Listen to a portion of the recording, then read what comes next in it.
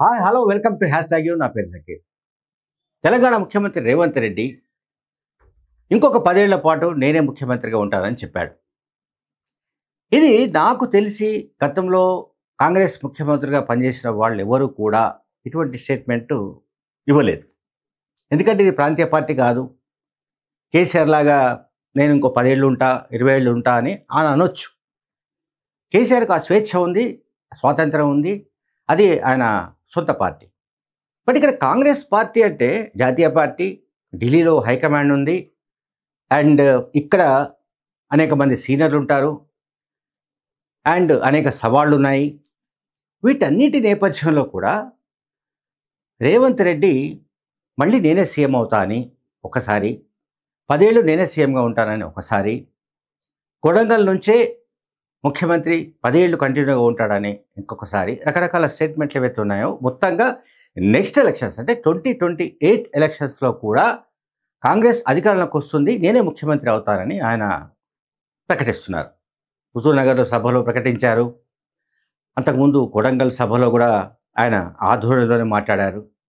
దీన్ని బట్టి మనకేమర్థమవుతుందంటే రేవంత్ రెడ్డికి ఆ స్థాయిలో దమ్ము ఉన్నట్టుగా మనం భావించాలి, ఆ స్థాయిలో ధైర్యం ఉన్నట్టుగా భావించాలి.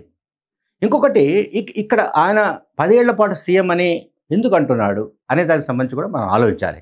ఇక్కడ ఏంటంటే రేవంత్ రెడ్డి అందరూ అనుకుంటున్నంతగా అమాయకుడేం కాదు, తెలివైన నాయకుడు ఆయన. అంటే ఎవరు? రేవంత్ రెడ్డి తెలివైన నాయకుడు. ఏంటంటే ఆయన ప్రజల ద్వారా మొత్తం సమాజానికి ఒక సందేశం ఇస్తున్నాడు. ఎవరికి సందేశం ఇస్తున్నాడు? ప్రత్యర్థులకు ఇస్తున్నాడు.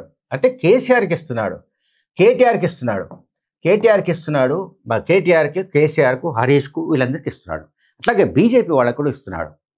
అంటే ప్రత్యర్థులకు అతను ఏమి మెసేజ్ ఇస్తున్నాడంటే, నేను అత్యంత శక్తివంతంగా తయారయ్యాను, నన్ను ఎదిరించేవాడేవాడు తెలంగాణలో లేడు, కనుక నెక్స్ట్ గ్యారంటీగా మేము మళ్ళీ అధికారంలోకి వస్తాము, మేము చేస్తున్న కార్యక్రమాల వల్ల మాకు పాజిటివ్ ఓటు బ్యాంకు ఏర్పడింది ఇప్పటికే, కనుక పాజిటివ్ ఓటు బ్యాంకుతో మేము అధికారంలోకి రావడం పక్కా. సో అధికారంలోకి వచ్చిన తర్వాత నేనే సీఎం అవుతాను.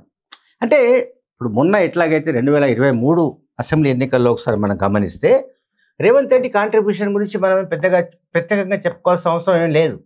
బట్ రేవంత్ రెడ్డి 2023 డిసెంబర్ ఎలక్షన్స్లో పార్టీని నడిపించినందువల్ల, అంటే పార్టీని అధికారంలోకి తీసుకురావడం వల్ల ఆయన సీఎం అవ్వడానికి ఆస్కారం ఏర్పడింది. పార్టీని అధికారంలోకి తీసుకొచ్చారు.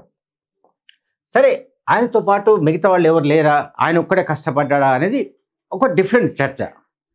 బట్ ఇక్కడ ఎవరైతే ఎక్కువగా అంటే ఫోకస్డ్గా ఎలక్షన్స్ వ్యూహాన్ని రచించి, అట్లాగే ఎక్కడెక్కడ ఏ రకంగా ఇతర వనరులను ఖర్చు పెట్టాలి, అండ్ ప్రత్యర్థులను ఎట్లా ఢీకొనాలి, ప్రత్యర్థుల వ్యూహాలను ఎట్లా భగ్నం చేయాలి, వాళ్ళు ఏం ఆలోచిస్తున్నారో అంతకంటే ఎక్కువగా ముందుగా ఎట్లా ఆలోచించాలి, ఈ రకమైన కాన్సెప్ట్తో రేవంత్ రెడ్డి సక్సెస్ అయ్యాడు. రేవంత్ రెడ్డి సక్సెస్ ఫార్ములాతోటే కాంగ్రెస్ పార్టీ అధికారంలోకి వచ్చిన మాట నిజం. అందువల్ల హైకమాండ్ కూడా ఆయన శక్తి సామర్థ్యాలను గుర్తించి ముఖ్యమంత్రి పదవిని ఇచ్చింది. పట్టి విక్రమార్క ఉన్నాడు, ఉత్తమ్ కుమార్ రెడ్డి ఉన్నాడు, లేకపోతే మీకు కోమటిరెడ్డి వెంకరెడ్డి ఉన్నాడు, శ్రీధరబాబు ఉన్నారు, ఇంకా చాలామంది హేమాహేమీలు ఉన్నారు. క్యాబినెట్లో హేమాహేమీ లేదని కాదు, కానీ ఎంతమంది హేమాహేమీలు ఉన్నప్పటికీ కూడా ఎవరైతే పార్టీని విజయ పథాన నడిపించగలరో, నడిపిస్తారో వాళ్ళకే సీఎం పదవి వరిస్తుంది. ఒక ఉదాహరణ చెప్తాను నేను. రేవంత్ రెడ్డి ముఖ్యమంత్రి కావడానికి ముందు కాంగ్రెస్ పార్టీ సీనియర్ నాయకుడు వి హనుమంతరావు ఒక మాట అన్నాడు. ఇంకా ఫలితాలు రాలేదు. ఆయన ఒక కామెంట్ చేస్తూ విలేకరులతో చిట్చాట్ మాట్లాడుతూ ఎవరవుతారు సీఎం అని ఎవరు అడిగితే, తెలుగుదేశం పార్టీ నుంచి కాంగ్రెస్లోకి వచ్చిన వ్యక్తి ఎట్లా అవుతాడా బాబు, కాంగ్రెస్లో చాలామంది ఉన్నారు అని చెప్పాడు వి హనుమంతరావు. ఎలక్షన్ల తర్వాత, ఫలితాల తర్వాత మళ్ళీ విలేకరుల చిట్చాట్లో ఆయన చెప్పిన మాట, విహెచ్ చెప్పిన మాట ఏంటంటే, ఇంకెవడవుతాడా బాబు, అధికారులకు తీసుకొచ్చింది రేవంత్ రెడ్డి కనుక రేవంత్ రెడ్డి సీఎం అవుతారని చెప్పాడు.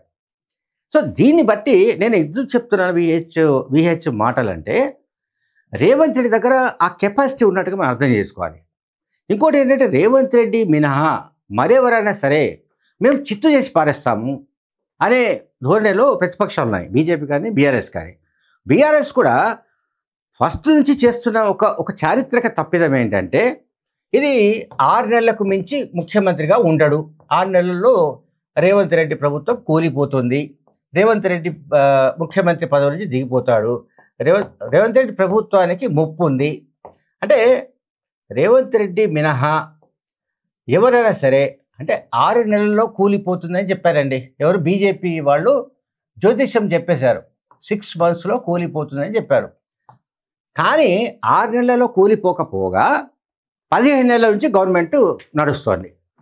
ఇంకొక ఆశ్చర్యమైన పరిణామం ఏంటంటే, కాంగ్రెస్ పార్టీలో సహజంగానే ఉండే ముఠా కుమ్ములాటలు, అసమ్మతి కార్యకలాపాలు, లేకుంటే ఇతరత్ర డిస్టర్బెన్సెస్ కాంగ్రెస్ పార్టీలో ప్రభుత్వంలో లేకపోవడం అనేది రేవంత్ రెడ్డికి ఒక గొప్ప అడ్వాంటేజ్. సో వీటన్నిటి నేపథ్యంలోనే ఓవైపు బీఆర్ఎస్ పార్టీ బలహీనపడుతోంది, బీజేపీ పార్టీ పుంజుకునే అవకాశాలు తక్కువగా ఉన్నాయి. ఈ నేపథ్యంలో 2028 ఎన్నికల్లో గెలవడం పెద్ద కష్టం కాదని రేవంత్ రెడ్డి ఆల్రెడీ కంక్లూజన్కి వచ్చినట్టుగా కూడా మనకు అనిపిస్తోంది. ఇప్పుడు సాధారణంగా ఏంటంటే, ఇంకా 3.5 ఏళ్ళు ఉన్నాయి ఎన్నికలు. అయితే 3.5 ఏళ్ళ ఎన్నికలు ఉన్నప్పటికీ నేను మళ్ళీ సీఎం అవుతాను, రేవంత్ రెడ్డి 10 ఏళ్ల పాటు సీఎంగా ఉంటాడని గట్స్ ఉండాలి చెప్పడానికి. ఎందుకంటే కాంగ్రెస్ పార్టీని మళ్ళీ అధికారంలోకి తీసుకురావాలి, అంటే అధికారంలోకి రావాలి, సీఎంగా ఎవరు ఉంటారు అనేది హైకమాండ్ నిర్ణయించాలి. కానీ హైకమాండ్ ఏం నిర్ణయించబోతుంది, ఎవరిని నిర్ణయిస్తుందని కూడా రేవంత్ రెడ్డి ముందే ఆ రకంగా చెప్పగలుగుతున్నారంటే, ఒకటి బీఆర్ఎస్ పార్టీకి ఖచ్చితంగా ఒక కాంక్రీట్ మెసేజ్ ఇస్తున్నాడు, మీరెవరు కూడా నన్ను ఎదుర్కోలేరు, నేను బీఆర్ఎస్ పార్టీని బీజేపీ ఆ రెండింటిని భూస్థాపితం చేయగలను, కాంగ్రెస్ పార్టీని మళ్ళీ పవర్లోకి తీసుకురాగలనే ఒక కాన్ఫిడెన్స్ తోటే ఆయన మాట్లాడుతుండగా మనకు అనిపిస్తుంది. Thank you very much.